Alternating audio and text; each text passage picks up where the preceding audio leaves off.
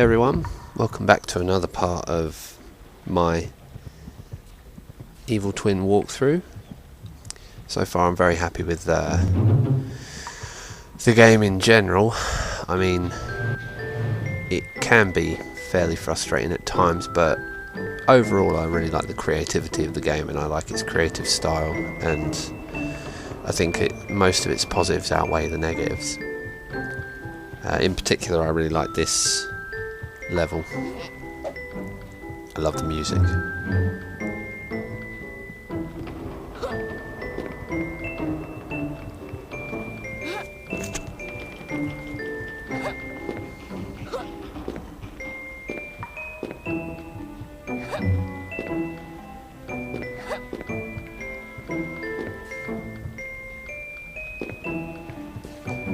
Yeah, I just think the visual style of this game is brilliant most of the time. I was getting a bit annoyed with the game for a little while, trying to work out where to go next, but when I eventually found my way to this action stage, the character of the game really jumps out at you in this level, because it's a really nice little level. It really is. I think it's well thought out, well designed, and it's enjoyable to play. I mean, it can be a little frustrating, but it's not too hard. I mean, if you see there, it's fairly obvious what you've got to do, and if you fall, there's a ladder that you can climb up to start again, so it's really not that bad. This is one of the more reasonable levels in the game. There are some very difficult ones, some very unreasonable ones that have some horrible glitches, but overall I was very, very happy with this level.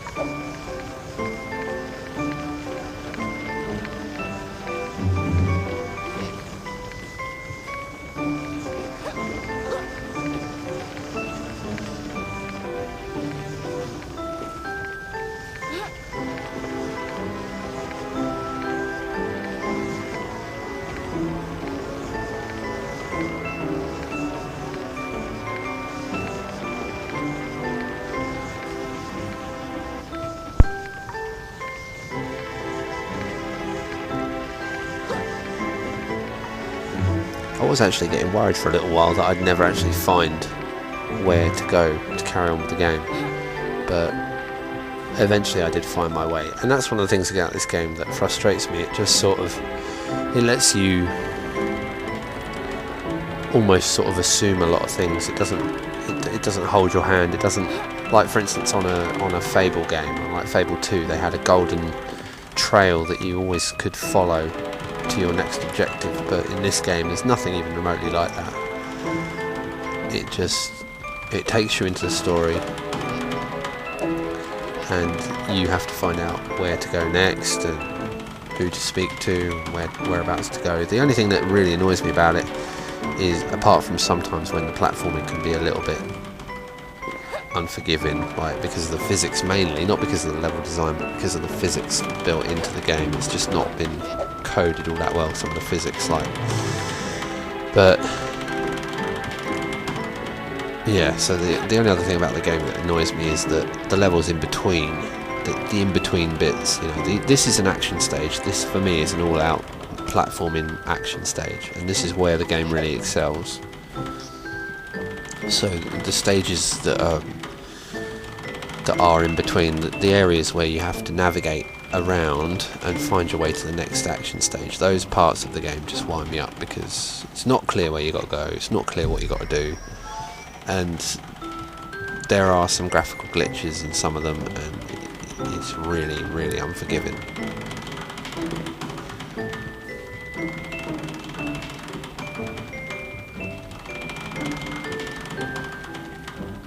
But this particular level, and levels like it, are truly a delight on the Dreamcast.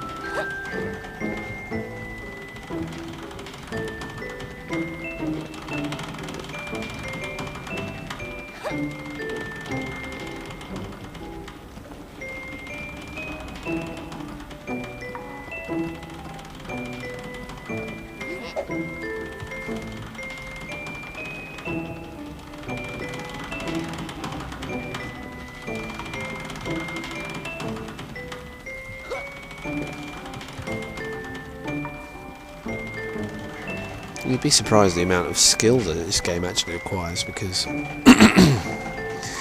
it leaves it to you to gauge the distances, the relative distances. A lot of the things seem closer to the camera than they are to the character. There's no hint, like information or anything. I mean, a lot of platforming games you'll have help things that will come up on the screen, and it will say, oh, press this to do that, press this to do that. And in the beginning of the game it did say, you know, certain speeds to Cyprian's running and everything, but that was really about all the hints they gave you. It's like, for instance, here, there's no hint that those things are going to fall apart other than your assumption. And it can be very difficult to gauge how close you are. The only gauge that you've got is your shadow, but then those swinging things don't have a shadow. If I had to give one piece of advice that would really help everyone with this game when they're playing it, it would be look out for Cyprian's shadow. I can only stress how important that is, to keep an eye out for his shadow, for where it is.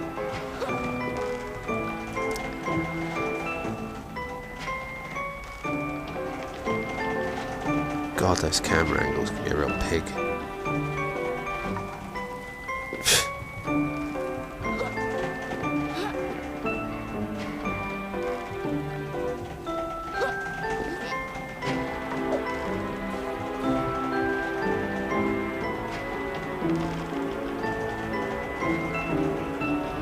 See, how do you know where to be for that? I mean, how do you know where to stand on the ledge to get those?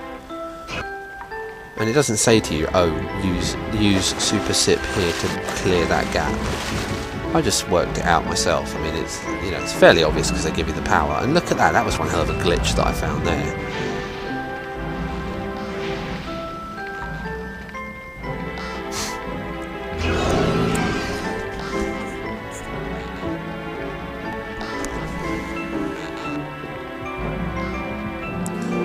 I will say that if you enjoy a challenge in your platforming, this game will definitely give you all you will ever need.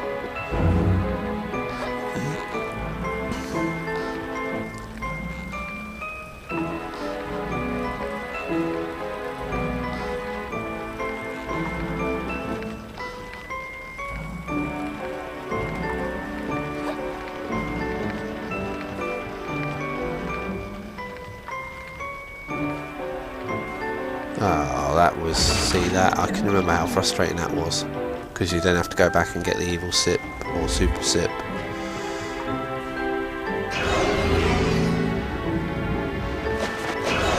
Ah, yeah. See, it can be bloody irritating. I love the subtle sound touches, like you can hear the ropes of the ship stretching, and it's nice touches.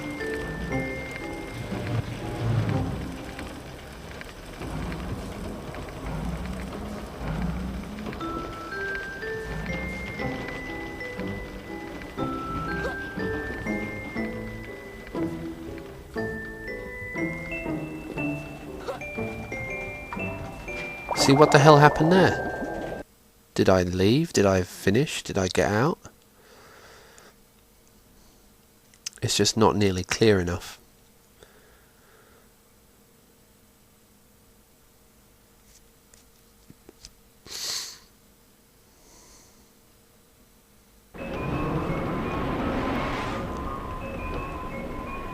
This is another example of things that aren't particularly clear in terms of where you're supposed to go.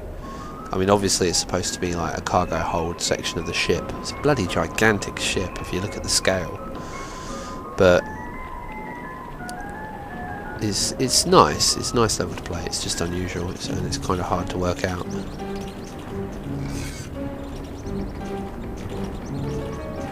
I suppose if you enjoy games where you're not spoon-fed, you're not hand-held, then you'll love this game. If you enjoy a game where it takes a bit of trial and error, a bit of looking around and investigating before you do things, this is definitely the game for you.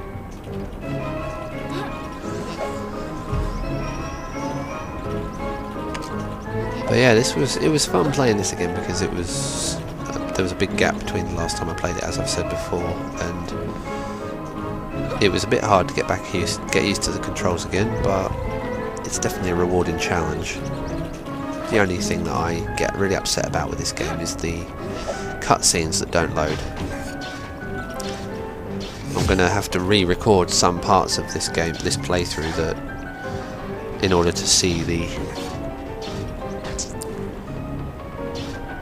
cutscenes that I've missed, because I've missed quite a few. It just seems to cut to a different location. You get somewhere, you meet some enemy, or you meet some creature, or you meet some person that you're trying to help, and the cutscene just doesn't show. So you'll have spent 20 minutes or half an hour trying to get to somewhere, and you won't find out what it was all about, and why you did it. So this next part of the level really confused me, because I'm an explorer at heart, so I'll try and explore everything, and I'll try and find everything if I possibly can. So I'm looking at this and I'm thinking, well, there's no clear option as to which one is the right way. There's loads of tokens down there, so maybe that's the way onward.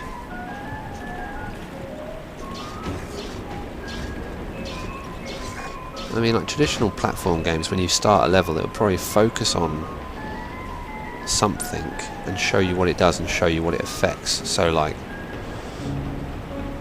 it will show you, this is a switch, it opens that door, you need to press this switch, and it will show it visually. But this game doesn't do that at all, so you don't know what order you're supposed to do things, what order you're supposed to visit things, and it's just ambiguity rules, it really is.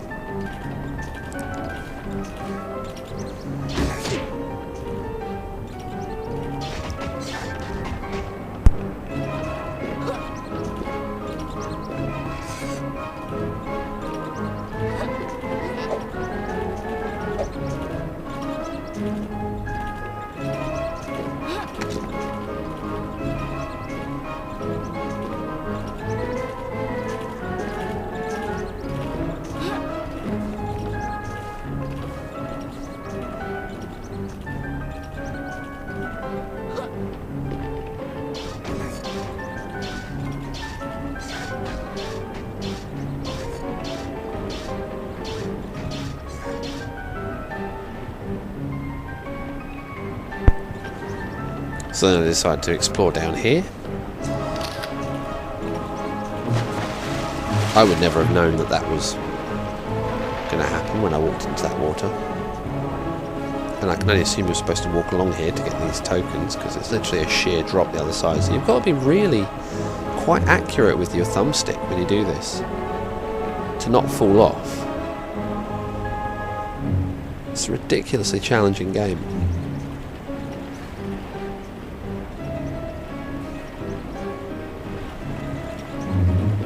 I often find myself backtracking as well through certain areas and certain parts, because I'll get so far in a particular direction and I'll think, no, shit, that's the wrong way. I've gone too far, I need to go back because I missed something.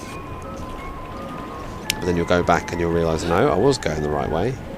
It just didn't explain what I was supposed to do very well.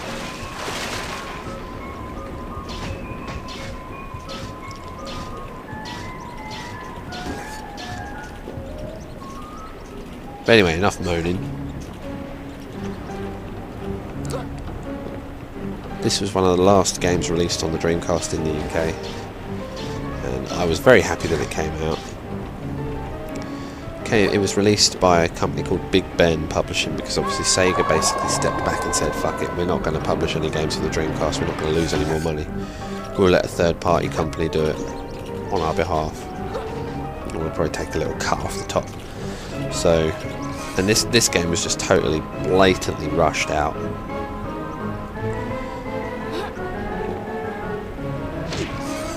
Anyway, this is as far as I'm going to go in this episode.